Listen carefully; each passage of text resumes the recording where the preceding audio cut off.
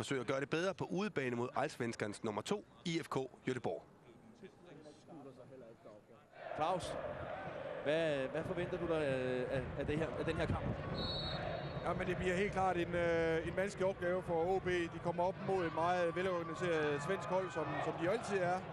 Og samtidig er de her meget fysisk betonet. Og de skal i hvert fald passe på, at de kommer bagud, fordi så bliver det endnu sværere for dem. Men her er måske en mulighed for at komme foran fra start af det. Simon Bremer finder Lindstrøm. Og stor chance til OB for kampens start, men godt reddet af IFK-målmanden Bengt Andersson. Lang bold op mod Simon Bremer. På mange måder kan man faktisk godt sammenligne de to hold, i hvert fald på den måde, som holdene er bygget op på. Med masser af unge spillere på hvert hold, men også nogle rutinerede kræfter, som løfter de her unge spillere igennem kampene. Men her i hvert fald IFK Göteborg, der prøver at bygge op. Her en af de rutinerede hos OB. Ole Tobiasen frem mod Jeppe Kurt. Talentet. Så skal han sætte fart. Jeppe Kurt. Simon Bremer prøver at rykke dybt. God bold i dybden til Jeppe Kurt. Det var Martin Eriksen, men bolden når ikke helt frem til Simon Bremer. Så Jeppe Kurt når ikke frem til den. Michael Jacobsen alene. Så er bolden i dybden igen op mod Simon Bremer. Dengang lidt mere held med det for OB'erne. Bremer til Eriksen. Udmærket spillet. Hvem kommer med i feltet? Augustinesen og Lindstrøm ligger derinde og venter. Jeppe Kurt. Men OB fastholder angrebet. Det er Allan K. Jebsen. Prøver Augustinesen. Og det er et frækt forsøg fra Thomas Augustinesen. Ja, Thomas Augustinesen, der gjorde et lidt overraskende comeback i sidste weekend mod Silkeborg. Kommet så lidt hurtigere, end han havde forventet over en knæskade. Jeg talte faktisk med ham i forbindelse med Djurgården-kampen. Han regnede næsten ikke med, at han skulle spille mere i 2005. Så overraskende at se ham på banen. Men først hjørnespark ind fra Lindstrøm. Men renset godt Lilleborg. Martin Eriksen, man kan godt se. Kender du også, Claus, når man spiller mod en af sine gamle klubber. Man giver den lige en ekstra skalle. Man kan godt se det på Martin Eriksen. Han vil gerne gøre det rigtig godt. Ja, ligner altså et frispark, det der bliver han hækket på Michael Jacobsen. OB har teten, og den skal de selvfølgelig holde fat i. Fordi det var faktisk også det, der foregik, da IFK spillede mod Djurgården i Djurgården. Der bestemte Djurgården også det hele i det første kvarters tid, men så kom IFK langsomt ind i kampen og styrede det faktisk det meste af kampen derfra. IFK Göteborg vandt faktisk 1-0 i den kamp, og havde rigtig godt styr på Djurgården.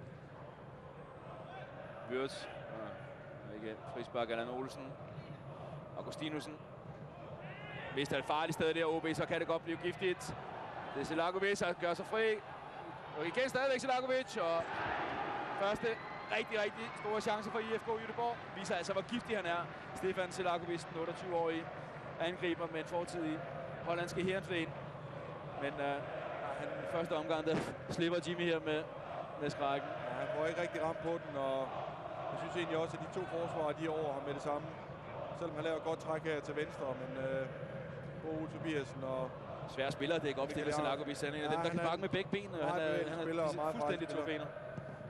Men det er klart, at det er lige præcis de steder, som OB de skal passe på og ikke tabe bolden. Deres omstillingsspil er både offensivt, men også defensivt selvfølgelig. Men specielt offensivt er utrolig farligt, og dem må man ikke tabe bolden inde på midten af banen her. Men som om, at IFK Göteborg har fået mere fat i spillet nu. Bliver begået, tvinger altså OB'erne til at begå en masse frispark for at stoppe IFK Göteborgs opspil. Og det er jeg ikke sikker på, at den allerbedste løsning. Man kan selvfølgelig blive tvunget til det, Claus, men de her dødbolde, det er giftigt. Ja, men det er giftigt, og man kan sige, at for de her halve positioner, som jeg vil kalde midtbanen, jamen, der er det ikke helt så farligt, som hvis det kommer tættere på, men man kan se, at de har øvet meget, og det er noget, som svenskere per definition er gode til. Lad os se, hvad det lykkes med her. Jimmy Nielsen over lige akkurat at parere det tæt på, at en af de her dødbolde fører til en Göteborg-føring. Ja, der kommer jeg vist til at sige, at det ikke var specielt farligt på den der afstand, men der tror jeg, der er gruelig fejl. Det er ikke farligt, han står jo derinde, Jimmy. Han står ikke at flytte sig, Jimmy Nielsen der. Nej, men det er jo det, der er så svært i de der situationer. Man ved aldrig som målmand, om der lige bliver berørt, og hvad skal man gøre? Skal man gå efter bolden, eller skal man vente på, at bolden den ikke skifter bane, eller hvad skal man gøre? Skal man tage en chance? Og han valgte så heldigvis at blive stående der, Jimmy. Lad os se, hvad han vælger den gang. Der er endnu et dødbold til IFK Göteborg. Ind af skruet hjørnespark. Og der Augustinussen kommer op og får hættet væk. Og Lindstrøm, han får ikke rigtig renset. Oscar Wendt åbner her. Indlæg med venstrebenet. Allan Olsen mener, at bliver begået frispark på ham. Det gør der ikke.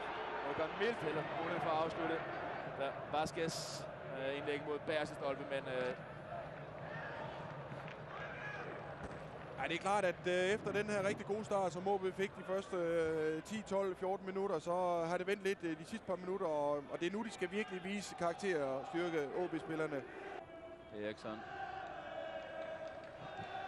Det er heldigt der. Bremer får stoppet den der ikke frispark på Wirtz. Han er godt dømt. Esben Berntsen. Indkast. Allan Olsen tager. Ole Tobiasen. Simon Bremer her, så er der plads i venstre siden til Kurt, så skal den bare derover. Det tror jeg, den gør nu, og så skal Allan K. Jebsen med, så kan de komme i overtal på venstrekanten. Allan K. Jebsen. Men igen, organiserer sig så i IFK Göteborg. Det er så svært det her at få ja, de er hurtigt mange mand bag bolden, og det er klart, at det skal OB'erne. De skal prøve at spille en lille smule hurtigere i det offensive, og måske overspille nogle stationer, i stedet for at spille for meget på tværs og sidevejs. Her er i hvert fald en mulighed for Martin Eriksson. Men jeg synes ellers, de gør det godt, OB'erne. Altså, det er virkelig en opløftende indsats indtil videre, og de kan have stor ære af kampen. Og jeg synes ikke, de har overladt mange chancer til IFK'erne indtil nu. På ingen måde. Altså en ganske god kamp, vi er vidne til. Ikke lidt fattig på chancer, men det er god fodbold, der bliver spillet. Og ærgerligt, Allan K. Jebsen mister bolden der. Godt bakket op af Jeppe Kurt. Duel med en rutineret A-landsholdsspiller, Niklas Alexandersson. Det er godt lavet, ja. Selvom vi har rød-hvide briller på, så kunne han nok godt have flottet for det. Ja, det kunne han godt. Godt lavet af Niklas Alexandersson. Ja, det er den anden tunnel, han laver i kampen. Her ser vi det. Fræk lavet, men han bliver spæret vejen, så klart frispark. Som ikke bliver dømt. Okay. Jakobsen. Lang bold frem mod Martin Eriksson.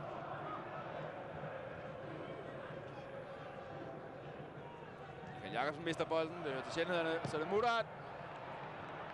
Men igen, ikke så farlig igen en afslutning for George Murat.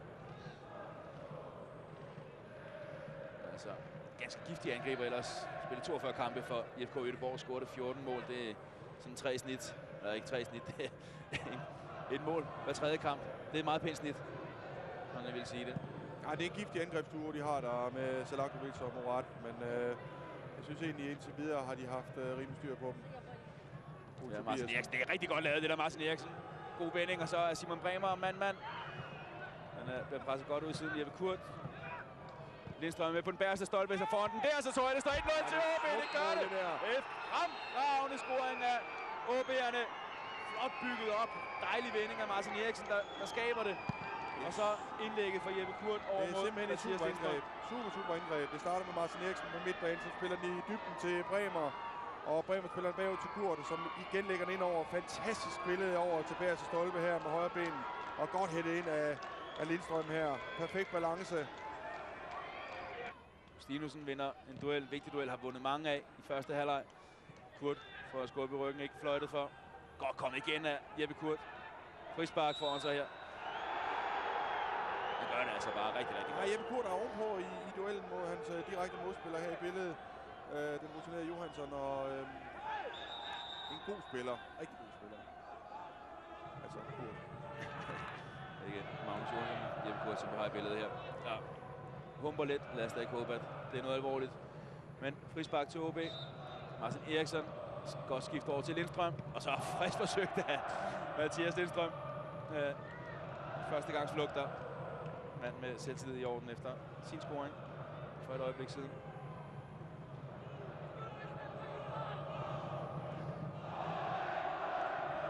Men så er det fuldstændig som OB godt kunne tænke sig at få det. Nu bliver Göteborg i hvert fald nødt til at komme frem efter og måske løsne lidt op for deres meget, meget tætte organisationer. Det kan give plads til OB's meget boldsikre og godt kombinerende mandskab. Ja, det er fuldstændig korrekt, men jeg tror nu ikke, der kommer til at ske så mange ændringer. Altså, den maskine, vi snakker om før, IFK-maskinen, den vil fortsætte i samme spor. Og jeg tror ikke, du får set et meget mere offensivt IFK Göteborg-hold, end vi har set i den første del af kampen. Så det bliver et spørgsmål om, at OB'erne i hvert fald ikke skal gå for langt tilbage på banen. Og så håbe på, at Martin Eriksen specielt kan finde de der huller imellem midtbakkæden og midtbanen. Og her er i hvert fald en god mulighed. Hvis Allan K. Jebsen kan komme udenom Jeppe Kurt, så vælger at rykke indenom. Jeppe Kurt. Wirtz. Augustinussen hjælper. Augustinussen. Bremer. Og ikke rigtig krudt i støvlerne for Simon Bremer. Magnus Johansson. Lang bold. Selakovic kan lægge ned til Alexandersen. Godt lavet Alexandersen, og George Murat ligger og lurer ind i feltet. Mildt når de at forstyrre den for Vasquez, og Murat har godt fat i armen på Michael Jakobsen. Selakovic. Og bold fast i feltet fra Alexandersen. Mildt. Så Martin Eriksson. Mulighed for en kontra for OB'erne, men Lindstrøm vælger at trække lidt tempo ud af det. Wirtz taber en bold. Det kan godt blive farligt. Selakovic. Men Ole Tobiasen står rigtigt, men der er det for frispark. Men igen ser vi en situation her, hvor OB'erne taber bolden på midten af banen, og det er altså livsfarligt. Og jeg er ikke sikker på, at Michael Jakobsen har berørt ham ret meget, men dommeren mener stadigvæk, at det er nok til at være frispark. Og det er det, de skal passe på, OB'erne. Træner Arne Erlandsson, IFK Göteborgs norske træner, der kan se på, at IFK Göteborg har et frispark, cirka en 30 meter fra mål.